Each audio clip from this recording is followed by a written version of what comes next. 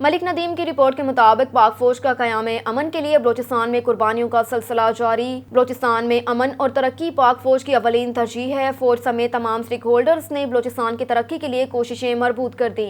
फौज बलोचिस्तान की आवाम की समाजी और इक़्तिसादी बेहतरी के लिए पुरअमन माहौल फराहम करने की गर्ज से तमाम तर मुमकिन इक़दामात कर रहे हैं।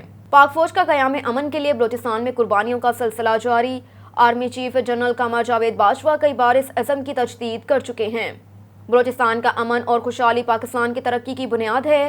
वो कहते हैं कि पाक फौज बलोचिस्तान के समाजी इक़्तिसादी तरक्की के लिए पायदार अमन के हसूल के लिए हर मुमकिन कोशिश करेगी। बलोचिस्तान में अमन और खुशहाली पाकिस्तान की तरक्की की बुनियाद है। सिक्योरिटी फोर्सेस सूबे के इस्तेहकाम के खिलाफ अनासर को शिकस्त देने के लिए साबित कदम रहेंगे। पाक फौज का माज़ी मुल्क की सलामती, यकजहती, दफा, आज़ादी, सालमियत और जिगरफाई सरहदों के तहफ़्फ़ुज़ के लिए बड़ा सुनहरा, तारीखी और शानदार रहा। मुसल्लह अफ़वाज ने बलोचिस्तान की तरक्की के लिए जो मुतअद्दिद मंसूबे शुरू किए, उनकी मदद से बलोच भाइयों के लिए खुशहाल और बामायनी ज़िंदगी गुजारने के मौके बेदार हुए। पाक फौज की इन मट कुर्बानियों के बाद बलोचिस्तान में अमन लौट आया। इस कामयाबी में पाक फौज का किरदार काबिल तहसीन है।